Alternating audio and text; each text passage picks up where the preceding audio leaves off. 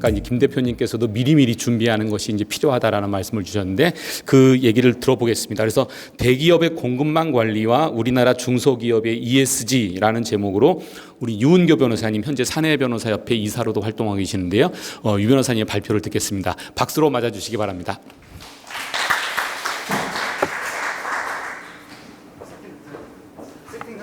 네, 안녕하세요. 유은교입니다.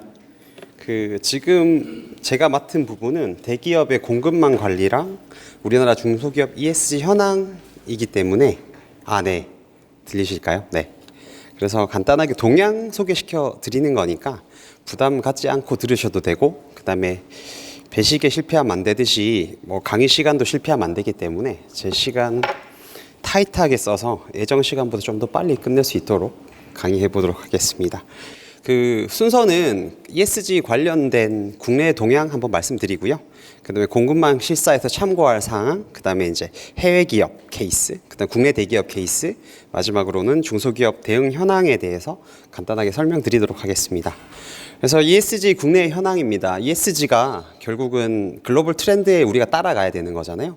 우리가 또 반도 국가고 수출 기업이 많은 나라다 보니까 저 트렌드에 기민하게 대응을 해서 나가야 되는 상황이기도 합니다. 그래서 EU랑 미국에서 굉장히 드라이브를 많이 걸고 있습니다. 그래서 요 공시 관련된 표준이 많이 생기고요. 그래서 공시 관련된 기준이나 표준이 생긴다는 거는 정말 친절하게 나에게 설명을 해주는구나 이렇게 받아들일 게 아니라 저렇게 꼼꼼하게 너가 공시해라고 강제하는 거기 때문에 이 공시가 부족하면 부실 공시가 되는 거고, 그다음에 잘못하면은 이제 허위 공시가 되는 거라서 리스크가 되게 크죠. 그래서 리스크 체계, 이런 공시 체계가 점점 더 갖춰져 간다는 게 ESG 자체가 점점 더 글로벌로 강요가 되고 있는 그 현실을 반영한 거라고 보시면 될 것 같고요. 그다음에 미국이랑 유럽에서 굉장히 폭넓게 이런 공시가 강화되고 있다라는 점, 그다음에 IFRS가 결국은 우리 국제 회계 기준이잖아요. 그런데 이제 IFRS 재단에서도 ISSB라고 이제 지속 가능성 보고 표준 보드를 만들어 가지고 어느 정도 좀 강제를 하도록 돼 있습니다. 그래서 저거는 이제 자율적으로 받아들이면 되긴 하는 건데, 이제 국내 기업들 같은 경우에는 내가 주로 교육을 하고 있는 교육 국가가 저런 기준을 선택을 해버리면 좀 강제화된 효과가 있기 때문에 저희가 이제 총각을 다퉈서 뭔가 이런 ESG 관련된 공시에 대한 준비를 철저히 해 나가야 되는 상황입니다. 그래서 대충 시기적으로 보면 2025년 4년 이후에는 이런 공시가 굉장히 표준화되고 디테일하게 요구가 되기 시작하는 시점이라고 보시면 될 것 같습니다. 그리고 최근에 따끈따끈한 소식인데, 이제 이런 발음이 조금 웃겨요. CBAM, CBAM 이렇게 읽기도 하는데, 탄소 국경 조정 제도입니다. 그러니까 탄소 국경세 제도라고 보면 되고, 유럽 같은 경우에는 탄소 배출을 막기 위해서 되게 노력을 많이 하고 있거든요. 근데 그런 노력을 EU 안에서만 하면 우리만 계속 비용 많이 들여서 탄소를 줄이는 거 아니냐라는 그런 불만이 나오게 되는 거고, 그래서 EU 권역 내에서 생산된 특히 철강이라든지 시멘트 이런 제품들이 EU로 수입이 될 때 해외에서 탄소 배출 규제가 약한 나라들에서는 규제를 별로 하지 않음으로 인해서 원래 그 기업들이 거기서 써야 될 비용을 안 쓴 거에 대해서 EU에서 물품이 수입되어 들어올 때 관세를 붙이는 거죠. 또 하나의 세금을 붙여가지고 무역 장벽을 만드는 건데, 이제 이런 것도 결국은 EU에 우리가 수출을 하거나 그다음에 EU에 우리 자회사가 있는 기업들에 있어서는 또 하나의 세금이 생기는 거기 때문에 크리티컬한 이슈라고 볼 수 있고, 그다음 2025년까지는 대략적으로 숫자가 어느 정도 되는지 파악만 하다가 2026년부터는 실제적으로 돈을 이제 형식은 탄소 인증서 구입 비용이라고 해가지고 매기긴 하지만 또 하나의 관세가 생기니까 굉장히 드라마틱한 변화가 글로벌 교역 현장에서 발생하게 되는 점 참고해 주시면 될 것 같습니다. 그래서 이런 환경 하에서 또 공급망 실사에 대한 부분도 점점 더 강화가 되고 있죠. 히스토리로 짧게만 보면은 영국에서 이제 현대 노예법이라고 약간 이런 아동 노동이라든지 노예에 해당할 만큼 강제 노동을 시킨다, 이런 경우에는 좀 강한 처벌을 하겠다라는 법안이 2015년도에 등장을 하고, 프랑스에서는 그냥 이걸 강제로 강하게 처벌하는 걸로 끝나서는 근본적인 해결 대책이 아니다. 그래서 좀 실사를 해야 되겠다라는 그런 뭐 흐름이 나타났고, 그다음 네덜란드 2022년에 아동노동 실사법을 보면은 이제 프랑스법보다 조금 더 강하게 처벌해서 실효성을 좀 높여줍니다. 그리고 독일에서는 2023년도 올해죠. 그래서 공급망 실사법이라고 해서 그냥 단순히 이제 아동노동이라든지 인권 요기에 그칠 게 아니라 환경 보호 요 부분까지 다 넣어서 종합적으로 보겠다. 그래서 실제로 EU에서는 기업의 지속 가능한 공급망 실사 지침이라고 해서 뭐 대형 회사뿐만 아니라 비EU 회사, 그다음에 중소기업까지 대상으로 하는 강력한 규제가 좀 생겼습니다. 그래서 요게 좀 문제가 될 경우에는 벌금뿐만 아니라 뭐 입찰이나 유통, 수출 금지까지 제약 등이 되게 많아져 가지고 요게 바로 또 우리 이제 그런 기업 현장에서 바로 영향을 끼칠 수 있는 그런 요인으로 적용될 것 같습니다. 요런 상황이다 보니까 국내외적으로 이제 요런 상황이다 보니까 우리 정부도 이제 산업통상자원부나 관계부처 합동으로 이제 어떻게 하면 우리나라 중소기업들을 좀 더 육성하고 지원하고 뭐 이렇게 해볼까라는 이런 드라이브가 많이 걸리고 있습니다. 그래서 대표적으로 뭐 이런 것들이 있는데, 실제적으로 작년에 산업통상자원부에서 수출기업 400개 기업을 대상으로 해서 ESG 공급망 실사라든지 이런 걸 대응할 수 있는 역량이 있느냐라는 설문에서 58% 기업이 전혀 없다. 그다음에 뭐 한 30% 기업은 어느 정도 그런 업무를 시킬 수 있는 인력으로 분류되는 인원이 있다. 그리고 대략 한 3% 정도 기업만 우리가 이제 실사도 받고 보고서 쓸 수 있을 거다 정도로 대답했다고 합니다. 그러니까 현실적으로는 지금 굉장히 중소기업 현황에서는 ESG 공급망 실사라든지 이런 대응 자체가 현실적으로 되게 굉장히 힘든 상황이라고 보면 되고, 그래서 그런 부분 때문에 저희가 조금 더 신경을 쓰고 노력을 해야 되는 부분이라고 볼 수 있을 것 같습니다.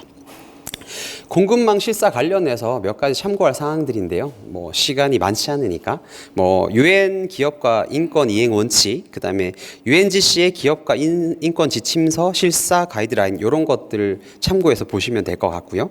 OECD 기업 실사 지침도 있고 다국적 기업의 책임 경영 지침도 있습니다.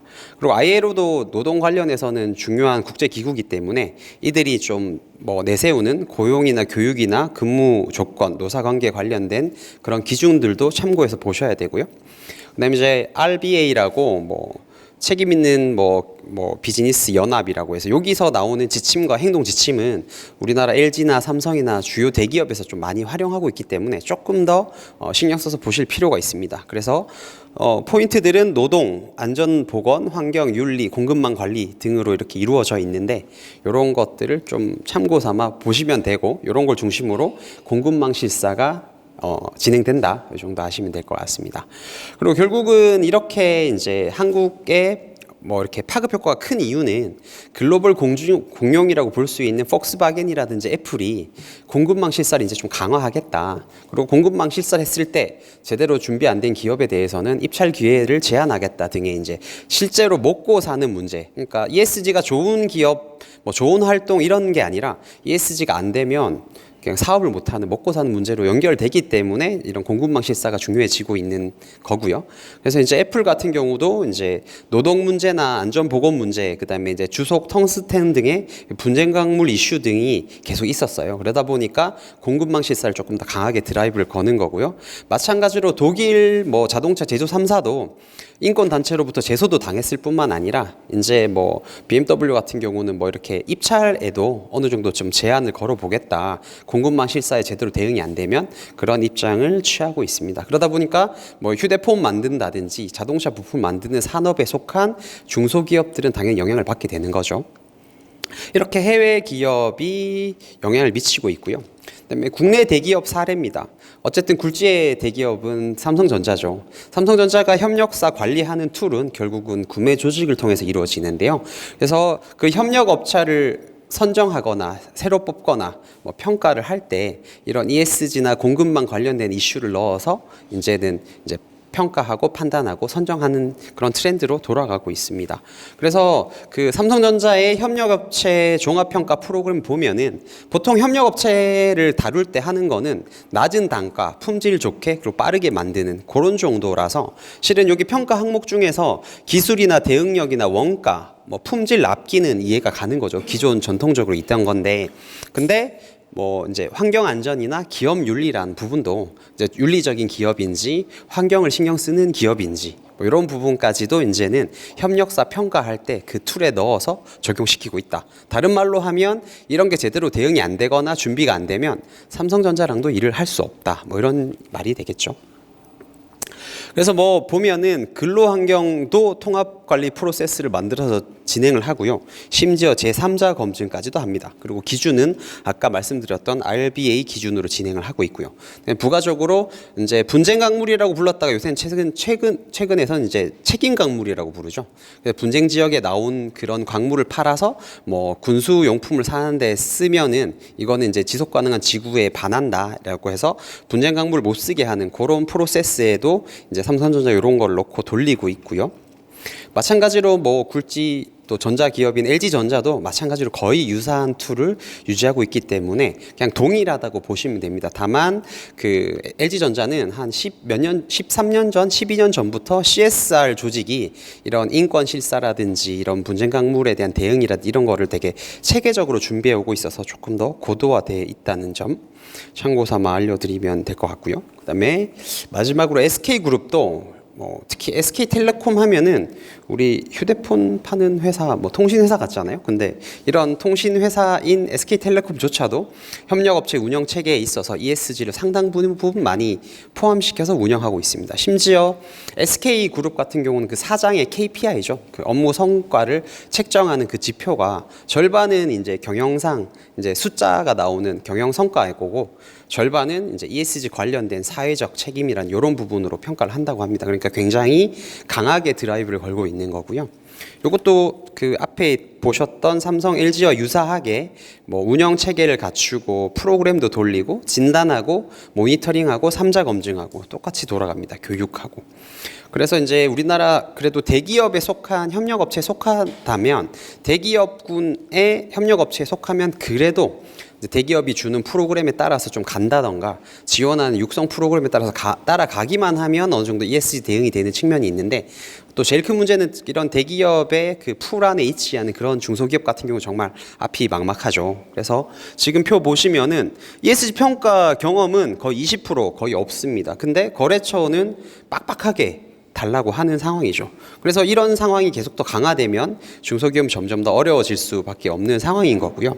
그리고 또 다국적 기업에 납품하는 중소기업 같은 경우는 뭐 직접적으로 도움받을 상황도 아니기 때문에 더더욱 뭐 그런 상황입니다. 그래서 뭐 거래처도 ESG 요구 형태가 제일 일반적인 게 결국은 뭐 서약서 쓰라고 하고 자가진단 체크리스트 달라고 하겠지만 평가 기간에 평가 결과를 제출해 달라든지 아니면 그 인증이 있어요. 그 ESG와 관련된 인증이 뭐 ISO 37301, 뭐 37001, 뭐 2770, 270001, 4501, 14001 뭐 이런 것들에 대한 인증이 됐는지에 대한 인증을 제출해 달라는 그런 요구도 있기도 합니다. 그래서 뭐 굉장히 결국 돈이죠. 돈이 개보수 비용이 필요하다, 교육이 필요하다, 뭐 환경이 필요하다. 그 중소 중견 기업들에 대해서는 아무래도 이런 지원이나 이런 체계가 좀 갖춰져야지 글로벌 비즈니스 환경에서 또 우리나라 중견 기업들이 국제 무대에서 조금 더 살아남을 수 있지 않나 이런 생각을 해봅니다. 그래서 지금까지 이제 그 전체적인 국내 동향, 그 다음에 해외의 그런 뭐 공급망 실사와 관련된 그런 흐름. 그다음에 애플과 폭스바겐의 현황, 그다음에 국내 대기업들의 ESG 공급망 실사 현황과 중소기업의 다소 열악한 현황에 대해서 공유드렸습니다. 그럼 제 발표는 여기까지 하고 들어주셔서 감사합니다. 네.